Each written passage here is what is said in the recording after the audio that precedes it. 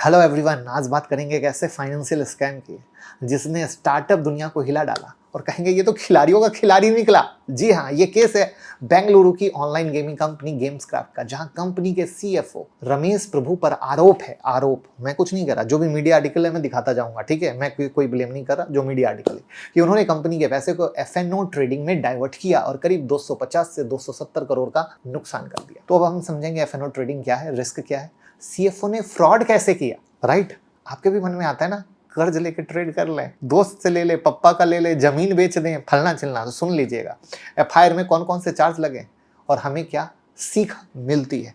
बहुत सच्ची और अच्छी वीडियो होने वाली है दोस्तों, इग्नोर मत कीजिएगा और इस वीडियो को घर घर शेयर कीजिएगा। उम्मीद करता हूं जो भी हमारे यूट्यूब मेंबरशिप के मेंबर्स होंगे और जो डेली मॉर्निंग पोस्ट में कर रहा हूं, चाहे स्टॉक मार्केट की हो, इंडेक्स की हो, सेक्टर की हो, क्रिप्टो की हो, मार्केट खुलने से पहले, जिससे आपका दिन मस्त बने और आपको मार्केट की पूरी जानकारी हो, वो आपको अच्छी लग रही होगी।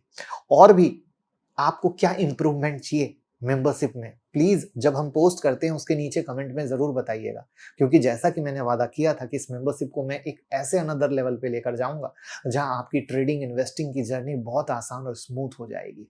तो प्लीज कमेंट करके बताइएगा जितने भी मेंबर्स हैं, और जिन्होंने नहीं सब्सक्राइब किया है जरूर सब्सक्राइब करें, लाइफ चेंजिंग मोमेंट मिलेगा गारंटी। देखिए कंपनी क्या है, एक बेंगलुरु बेस्ड गेमिंग स्टार्टअप है जो रियल मनी गेम्स जैसे रमी कल्चर चलाता है। रमेश प्रभु 2018 में कंपनी से जुड़े, सीएफओ बने। सीएफओ का मतलब पता है क्या होता है? चीफ फाइनेंशियल ऑफिसर, और इनका रोल होता है कंपनी के पैसों का सही इस्तेमाल, फाइनेंशियल प्लानिंग और इन्वेस्टर का भरोसा बनाए रखना। लेकिन अब आरोप है कि रमेश प्रभु ने यह भरोसा तोड़ दिया। नाम में प्रभु, उसके बाद भी भरोसा तोड़ दिया और कंपनी के ही बैंक अकाउंट से पैसे उठाकर अपने पर्सनल एफएनओ में ट्रेडिंग में लगा दिए। बहुत बड़ी सॉलिड लर्निंग दूंगा दोस्तों, ध्यान से सुनते जाइएगा। अब यहाँ पर एफएनओ में तो लगा दिए। एफएनओ का क्या मतलब हुआ? मार्केट के फ्यूचर प्राइस पे बेट करना कि अरे ऊपर जाएगा खरीद लिया, नीचे जाएगा बेच दिया। अब हाई रिस्क हाई रिवॉर्ड, लेकिन लॉस भी क्या है? अनलिमिटेड है। और यही हुआ, इन्होंने जुआ खेला, मुफ्त के पैसे थे, खून पसीने की कमाई में तकलीफ होती है, दूसरों के पैसे थे, गलत बेट लगा, कंपनी का सारा पैसा डूब गया। बराबर। अब जो एफआईआर और मीडिया रिपोर्ट है उसके मुताबिक सीएफओ ने आरबीएल बैंक अकाउंट से पैसे निकालकर पर्सनल ट्रेडिंग में इन्वेस्ट किया। अकाउंटिंग बुक्स में इसे इन्वेस्टमेंट के तौर पे दिखाया गया। बराबर, गलत है कि नहीं है? उन्होंने फेक बैंक और म्यूचुअल फंड स्टेटमेंट भी बनाए ताकि ऑडिटर्स या मैनेजमेंट को शक ना हो। 2000, ये सब आरोप है, मैं कुछ नहीं कह रहा हूं, प्लीज याद रखिएगा। 2020 से 2025 के बीच लगभग 231.39 करोड़ अनऑथराइज्ड ट्रांजैक्शन डिटेक्ट हुए।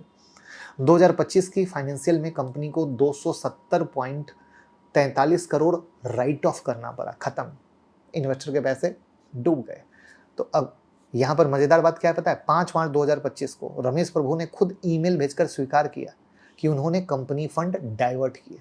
इसके कुछ दिन के बाद वो ऑफिस आना बंद कर दिया और बाद में कंपनी ने पुलिस कंप्लेन भी दर्ज कराई।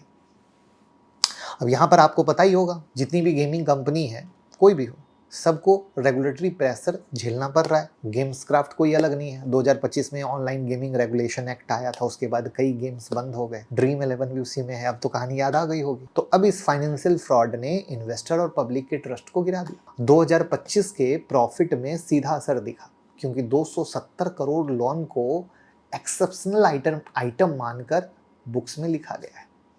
तो स्टार्टअप इकोसिस्टम में भी एक बड़ा सवाल उठ गया कि क्या फास्ट ग्रोथ चेज करते समय फाउंडर और बोर्ड इंटरनल कंट्रोल को इग्नोर कर रहे हैं। एफआईआर में सीएफओ पर बहुत सारी धाराएं लगाई गई। ये फ्रॉड मैं आपको बता दूं कि पहले डिटेक्ट हो सकता था अगर बैंक अकाउंट पर डुअल ऑथराइजेशन होता, इन्वेस्टमेंट लेजर और मार्केट वैल्यू का प्रॉपर रिकॉन्सिलेशन होता। आपको पता है कि अगर आप एक कंपनी चला रहे हो, चाहे छोटी हो या बड़ी हो, प्रॉपर रिकॉन्सिलेशन होता है।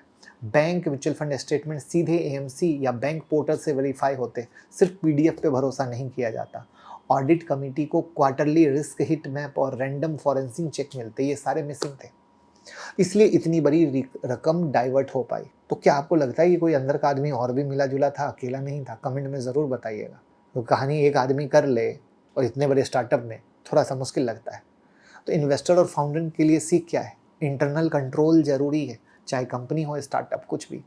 विसिल ब्लोअर पॉलिसी एक्टिव होनी चाहिए ताकि स्टाफ ताकि स्टाफ क्या हो, डायरेक्टली ऑडिट कमेटी तक शिकायत कर सके। इन्वेस्टर को हमेशा गवर्नेंस और ट्रांसपेरेंसी पर ध्यान देना चाहिए, सिर्फ रेवेन्यू ग्रोथ नंबर पर नहीं। और एफएनओ जैसे रिस्की इंस्ट्रूमेंट को बिना समझे जाने इस्तेमाल करना बंदूक से गोली चलाने के बराबर है। और ये केस दिखाता है कि इंडिया के यूनिकॉर्न स्टार्टअप इकोसिस्टम में अभी भी बहुत बड़ा गैप मौजूद है। और अगर बिग स्टार्टअप में ऐसी घटनाएं होती हैं तो जो विदेशी इन्वेस्टर हैं उनका भरोसा डगमगा जाएगा, वो पैसे नहीं देंगे। जो नए लोग इन्वेस्टर स्टार्टअप शुरू करना चाहते हैं उनके लिए पैसा फंडिंग उठाना मुश्किल हो जाएगा। साथ ही रेगुलेटर और सरकार पर दबाव बढ़ेगा कि भैया और नियम को सख्त बनाया जाए।